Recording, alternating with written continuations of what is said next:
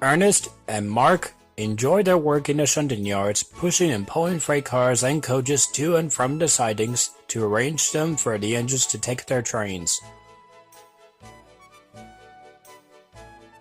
Chad came along to help them with the extra work too.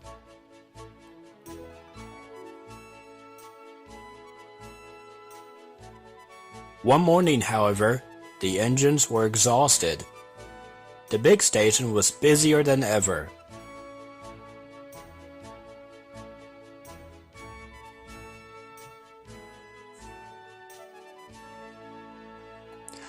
Mr. Newton promised that another engine would be found to help them. Phew, it's about time. I ache so much I could hardly get my wheels to move. I agreed. Let's just hope another engine will come and help us with this work in the yards.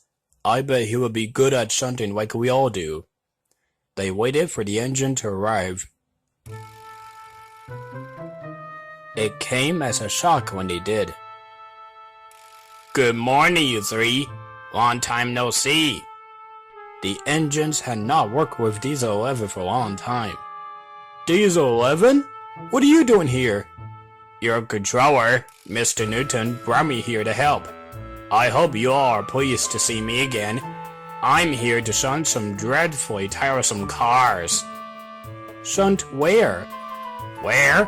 Why, from here to there, and then again from there to here. Easy, isn't it? Alright, that's enough. Now that you're here, let me show you how to manage the yards. You have to be careful around Diesel 11, Chad. He's so full of himself since he was before. Don't worry, Ernest. I'll be careful. I hope as long as he doesn't cause any trouble.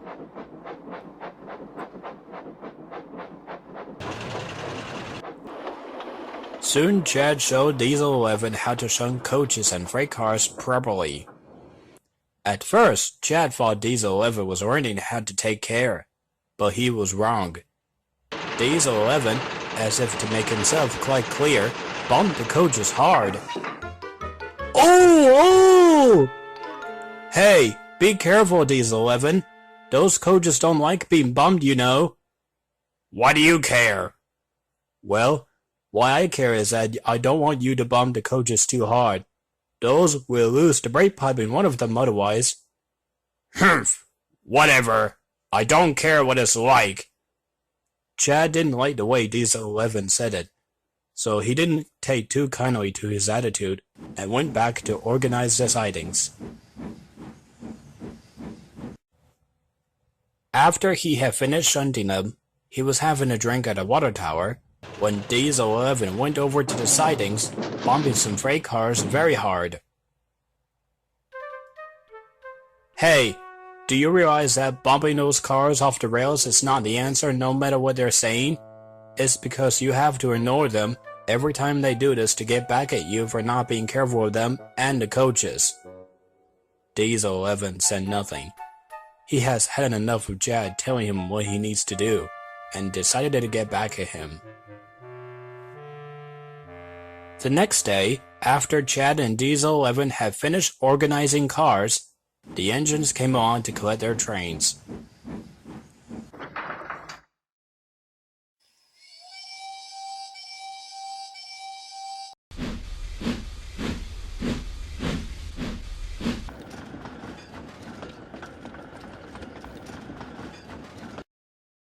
Afterwards, DS11 soon saw his chance. Hey Chad, do you know there's another engine who has a number 2 originally, and suddenly he's scrapped and you replace him? No. Why would I replace him? Well, here's a story that you'll understand. You see, Chad, it happened right before you came. We were the visitors on the West London Railway. Of course, it's all about me and an engine working in the yards. He is a steam engine just like you, but he didn't have a name. We were fond of each other and often played some jokes about people in the neighborhood, and us too. We are both friends, and we do everything together. We are the only engines to run this railway to make Mr. Newton very proud.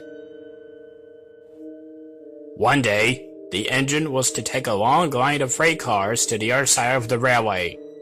He had never pulled cars before, so he decided to have a good run on it. Soon, the engine set off.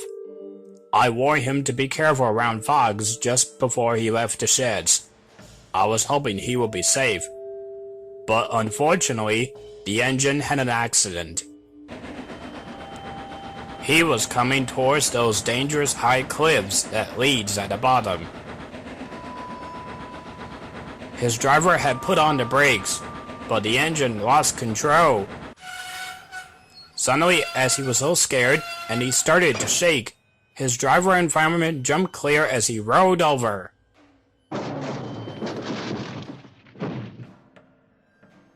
He was damaged, and Mr. Newton had no money to repair him anytime soon, so they put him in the back of the shed. I was about to go see how he's doing, but the workman told me he's going to be in there for a long time until he's all resting up. That made me feel terrified to hear the sad news.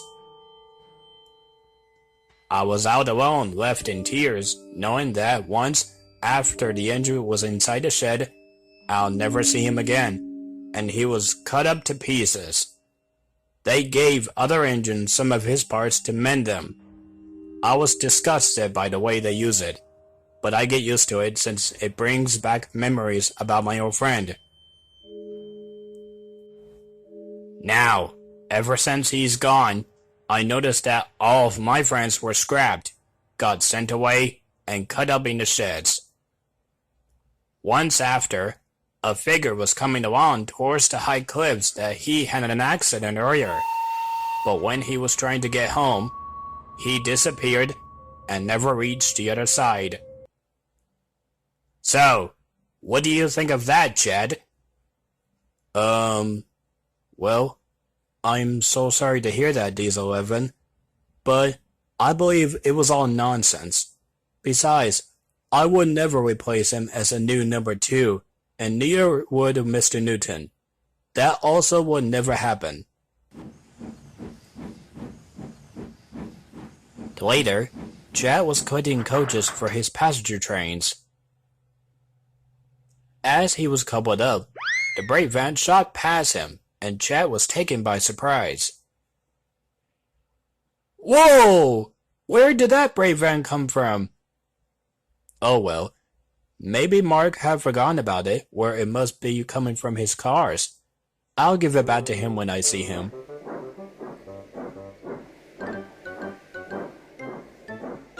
Soon the brake van was coupled behind Chad's coaches. Chad collected his passengers and puffed into Lumberton Station. DS11 was there. Ow! Hello there, Chad. What are you doing with the brake van behind your coaches? Mark must have probably forgot about the brake van, so I was going to return it to him while collecting my passengers. Do you know where he is? Uh-oh. I think I know why. You wouldn't like this if I tell you. Okay. So do you know anything about this?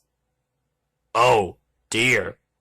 Chad, I forgot to tell you this story about once after an engine was scrapped. He's coming out, and he must be the one who caused the brake van to run away, and it stopped on his own. I don't know what happened, but I've heard it came out of nowhere. And so you see, Chad, The engine wished he never got into an accident and wanted to give the other engines accidents for no reason. He only did that by trying to shun cars and coaches into them and won't let them know who did that. It sounds kind of strange because he's a ghost now. Are you sure? I still believe it's all nonsense. Oh, believe me, it's true. The engine will come and hunt you down soon. You never know what would happen to you, your driver, or fireman. So don't say I didn't warn you.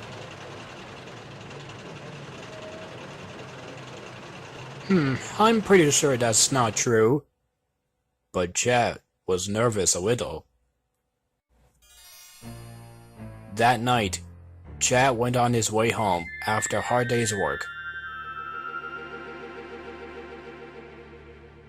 Then, his driver noticed something. We're almost out of coal, Chad. We can't make it to the sheds now. We'll have to find a place to stay so we can be safe. And soon, he was right. Chad puffed into the darkness siding. His driver went to his phone to call for help in case to let Mr. Newton know where they were. Just then, Chad heard something in the distance. What was that? Then, Chad heard another noise. It grew louder and louder until a strange figure was coming towards him.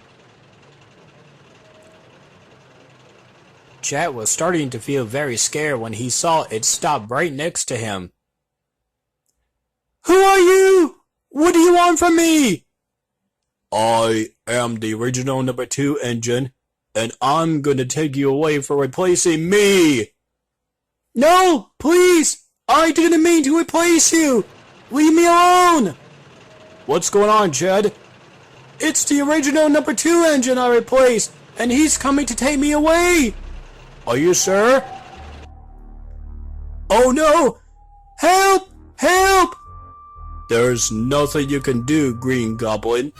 This is for taking my place, and you will regret for what you did. No! No! Then there was trouble. As Chad shut his eyes tightly, hoping for the worst would come, the strong gust of wind blew the tarp off into the air. As an engine stopped, Chad opened his eyes and saw that he was still on the siding with his driver and fireman. He can also see whose behind him was actually Diesel 11. Bother that wind! I was so close to capture this engine! Diesel 11? You're the original number 2 engine? No! I'm not! But before Diesel 11 could finish, Chad crossly interrupted him. You tricked me! You made up the whole story about me replacing an engine who is the original number 2! I can't believe I fell for that. Ernest was right about you. You're so full of yourself and not taking care. I knew I shouldn't trust you, and neither should Mr. Newton when he heard about this. And why should I listen to you? You were only mean to me because I was trying to be nice to you steam engines and that Ernest. Because I'm just telling you that you should only shun coaches and freight cars carefully. That's why you should have listened. Diesel 11 said nothing. He knew Chad has a point about taking care, but he sat there sulking for the rest of the night. The next morning, Ethan came along to take Chad to the yards to fill up on more coal. Mr. Newton was on board. By the time Chad had explained about what happened, he spoke severely to Diesel 11. Chad has told me everything that a story of yours about him replacing an engine who is the original number 2. As the controller, there is no way I would ever replace anyone with their numbers. So, things were much better here before you arrived. I will not be inviting you back. Diesel 11 knew he had to learn the lesson, but probably not, as he set off back home in disgrace. Meanwhile, back at the yards, when Mark and Ernest heard about Diesel 11 didn't return anymore, they were now working even harder to make sure he never will.